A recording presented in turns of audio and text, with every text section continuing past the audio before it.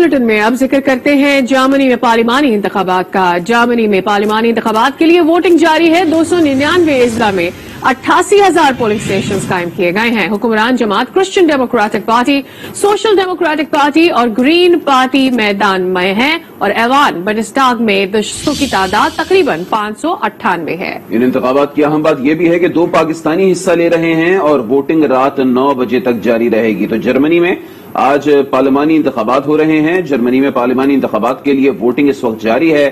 299 अजला में 88,000 polling station कायम किए गए हैं। हुक्मरान जमात Christian Democratic Party, social democratic party और ग्रीन पार्टी मैदान में है।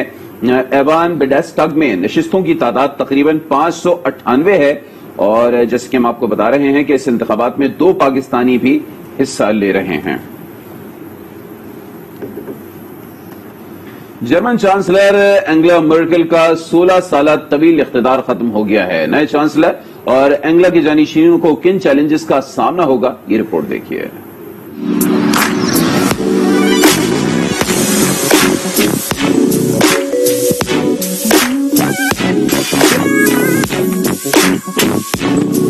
मर्केल की क़यादत में इक़्तिसादी तरक्की उरूज पर रही। एंगेला ने अपने दौर में माहौल दोस्त तवानाई की मुंतकली समेत बड़े बड़े मंसूबों पर काम शुरू किया। जौहरी तवानाई का इस्तेमाल कम हुआ। Fukushima hat meine Haltung zur Kernenergie verändert. Carbon dioxide के अखराज की कमी के लिए भी मंसूबे जारी हैं। Wenn wir das Richtige tun, Energie einsparen, CO2-Emissionen vermeiden, dass wir dann auch eine gute Chance haben, das Thema zu bewältigen. नए चांसलर के लिए बड़े बड़े चैलेंजेस तैयार हैं। मर्केल के जानशीनों को तवानाई के मुतबादिल ज़राए या ग्रीन एनर्जी की शरह को बढ़ाना होगा। डिजिटलाइजेशन भी एक बड़ी जिम्मेदारी है।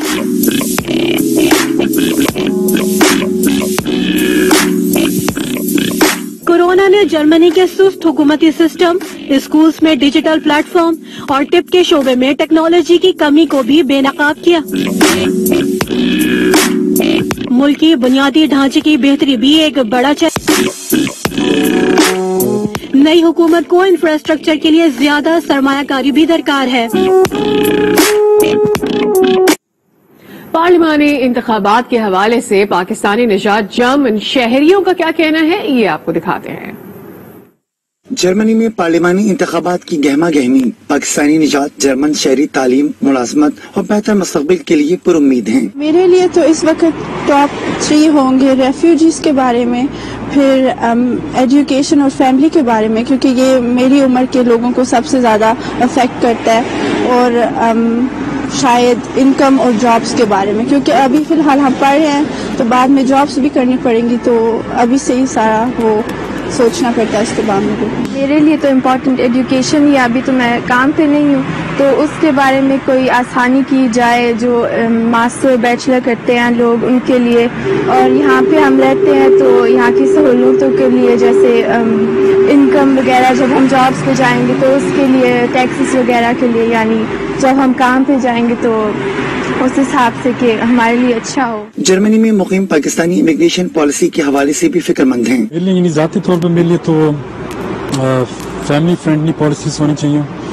इसी तरह तालीम बहुत ज़रूरी है।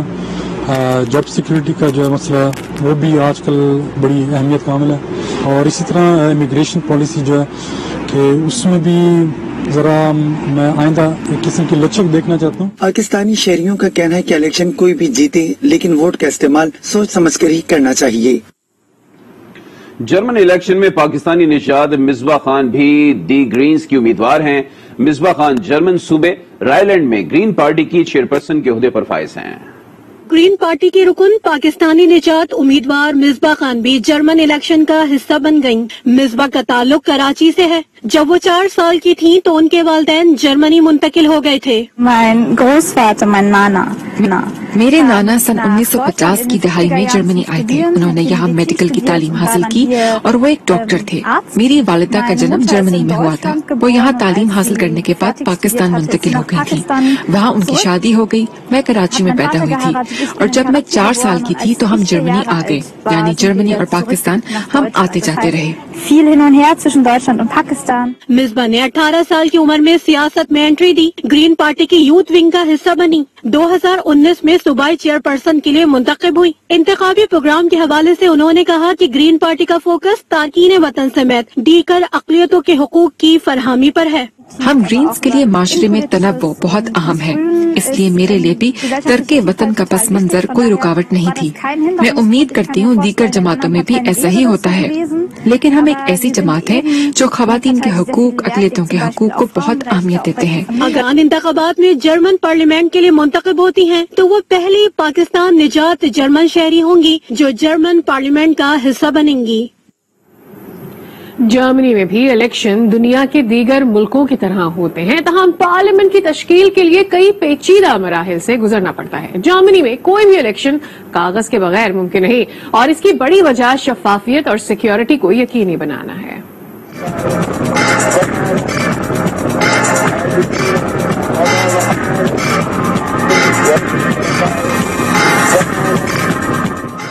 जर्मन इलेक्शन के लिए वोटर्स की तादाद इस बार 6 करोड़ 40 लाख है।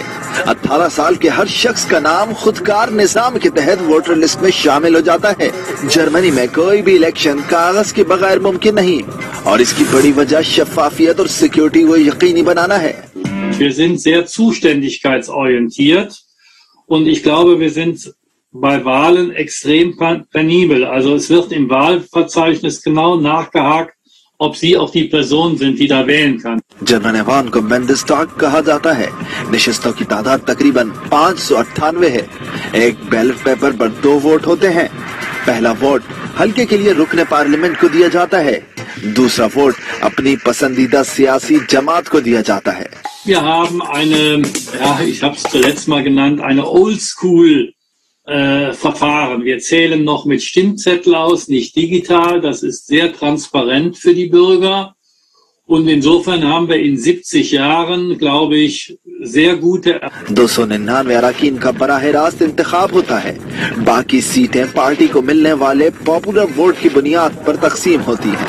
इन सीटों की तादाद कम या ज्यादा हो सकती है। कहा जा रहा है कि अराकीन की तादाद 800 तक हो जाएगी। फाते पार्टी को वाज़ेह अक्सरियत के लिए इत्तेहाद तश्कील देना पड़ता है। इत्तेहाद बनने के बाद चांसलर का ऐलान होता है। इत्तेहाद की तश्कील में काफी वक्त लगता है, इसलिए इलेक्शन के नताइज के बाद भी चांसलर का नाम हतमी तौर पर नहीं लिया जाता। जंग अजीम दोयम ने जर्मनी को तबाह कर दिया था, लेकिन इसके बाद जर्मनी ने अपने तरक्की का सफर जारी रखा और तरक्की याफ्ता कौम बनकर उभरा।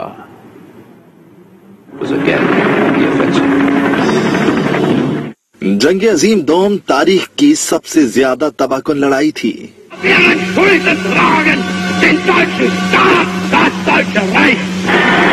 एडोल्फ हिटलर दुनिया पर नाजी हुकूमत का ख्वाब देख रहा था, जिसके लिए उसने लाखों यहूदियों को मौत के घाट उतारा। खुद जर्मन अवाम भी नाजियों के मजालिम से न बच सके। जंग अजीम दोम जर्मन फौजों ने पोलैंड पर हमला करके छेड़ी, और फिर सोवियत फौजों ने जर्मनी को घुटने टेकने पर मजबूर कर दिया। नाजी दौर खत्म हुआ, लेकिन आलमी जंग ने जर्मनी को मशरिकी और मगरिबी हिस्सों में बांट दिया। मगरिबी जर्मनी तरक्की के रास्ते पर गामजन रहा। 80 की दिहाई में जर्मनी फिर यकजा हो गया। मगरिबी जर्मनी ने तबाह हाल मशरिकी जर्मनी को भी सहारा दिया।